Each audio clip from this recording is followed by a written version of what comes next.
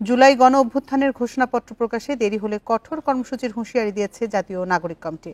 দুপুরে রাজধানীর বাংলা মোটরের কেন্দ্রীয় কার্যালয়ে সংবাদ সম্মেলনে এ হুঁশিয়ারি দেন জাতীয় নাগরিক কমিটির আহ্বায়ক নাসির উদ্দিন পাটোয়ারি।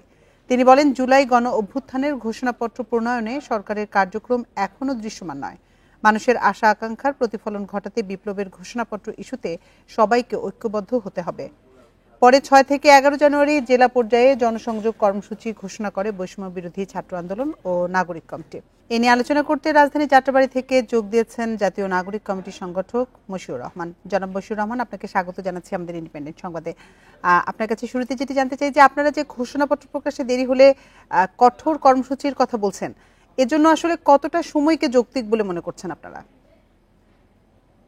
দেখুন, আমাদের যে লড়াই, আমাদের যে সংগ্রামের মধ্য দিয়ে জুলাই অভ্যুত্থানের মধ্য দিয়ে বা জুলাই বিপ্লবের মধ্য দিয়ে সরকার গঠিত হয়েছে।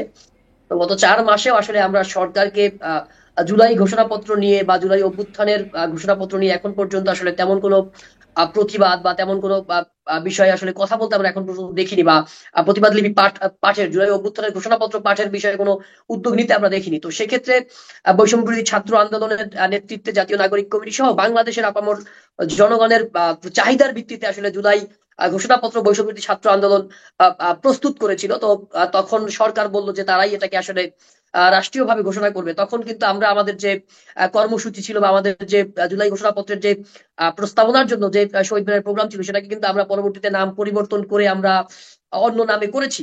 তো সেক্ষেত্রে আমরা সরকারকে কিন্তু একটা টাইম ফ্রেম বেঁধে দিয়েছি, এবং ইতোমধ্যে সরকারের একজন উপদেষ্টা তিনি কিন্তু বলেছেন যে ছাত্রদের যে দেওয়া 15ই জানুয়ারির মধ্যে জুলাই ঘোষণাপত্র রাষ্ট্রকে ঘোষণা করতে হবে বা সরকারকে ঘোষণা করতে হবে। এবং সেই উপদেষ্টা তিনি বলেছেন যে 15 তারিখের মধ্যে আসলে ঘোষণাপত্র ঘোষণা করা সম্ভব।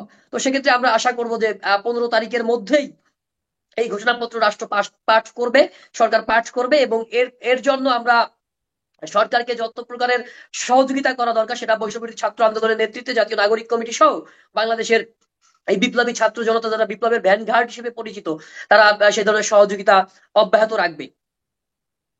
যে 6 থেকে 11 জানুয়ারি জেলায় জেলায় জনসংযোগ কর্মসূচির ঘোষণা দিয়েছেন, তো এর মধ্য দিয়ে আসলে আপনাদের কি অর্জনের লক্ষ্য? দেখুন, আমাদের যে মহান মুক্তিযুদ্ধ 1971 সালে পরিচালিত হয়েছিল, সেই মহান মুক্তিযুদ্ধের একটি ঘোষণাপত্র ছিল।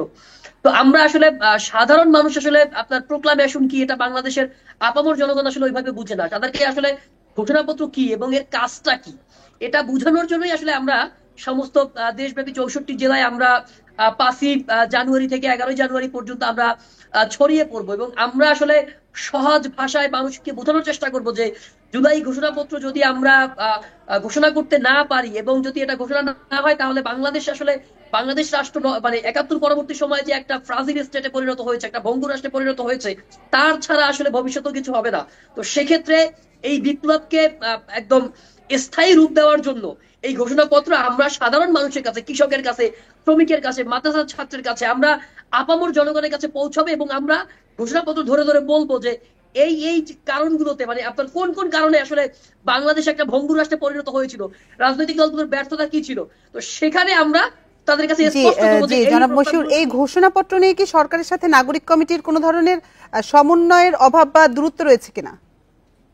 দেখুন, ঘোষণাপত্র নিয়ে সরকারের সাথে আসলে কোনো প্রকারের দূরত্ব বা সমন্বয়হীনতা নেই। আমরা ইতোমধ্যে আমাদের পক্ষ থেকে, বৈষম্য বিরোধী ছাত্র আন্দোলনের পক্ষ থেকে এবং জাতীয় নাগরিক কমিটির পক্ষ থেকে সরকারের সাথে আসলে এই বিষয়ে আসলে সরকার যে বললো যে তারা হচ্ছে রাষ্ট্রীয়ভাবে ঘোষণা করবে, তো তাদের কাজের অগ্রগতি আসলে কত দূর এই বিষয়টা জানার জন্য ইতোমধ্যে আমরা আমাদের পক্ষ থেকে একটি লিয়াজু কমিটি টিম করেছি। তো তারা হয়তো আপনার কিছুদিন, মানে আজকাল বা 2-1 দিনের মধ্যেই তারা হচ্ছে সরকারের যে মাননীয় প্রধান উপদেষ্টা আছে তার সাথে দেখা করে এই ঘোষণাপত্রের বিষয়ে আমাদের যে যে ড্রাফট আছে বা আমরা যেটা রেডি করেছি সেটা তাকে হয়তো প্রদান করা হবে, এবং তার কাছ থেকে আসলে পরবর্তী আপডেট নেওয়া হবে যে কবে নাগাদ এটা ঘোষণা হতে পারে। তো এটাই হচ্ছে আমাদের পক্ষ থেকে, এবং আমাদের চাওয়া হচ্ছে সর্বোচ্চ 15ই জানুয়ারি পর্যন্ত আমরা সরকারকে সময়সীমা দিয়েছি। যদি এর মধ্যে যদি সরকার এটা বাস্তবায়ন করে, তাহলে বাংলাদেশের জনগণের আশা আকাঙ্ক্ষা প্রতিফলিত হবে। আর যদি না করা হয়, তাহলে যেহেতু আমরা অতীতে আন্দোলন সংগ্রাম করে বাংলাদেশের মানুষের অধিকার প্রতিষ্ঠা করেছি, যদি সরকার এই কোনোভাবেই এই জুলাই ঘোষণাপত্র নিয়ে গড়িমসি করে বা জনগণের আশা আকাঙ্ক্ষা প্রত্যাশা পূরণ করতে না পারে, তাহলে এই সরকারের বিরুদ্ধে আমরা হয়তো কঠোর কর্মসূচি দিতে বাধ্য জনাব হব। মশিউর রহমান, আমাদের সাথে যোগ দেওয়ার জন্য আপনাকে অসংখ্য ধন্যবাদ।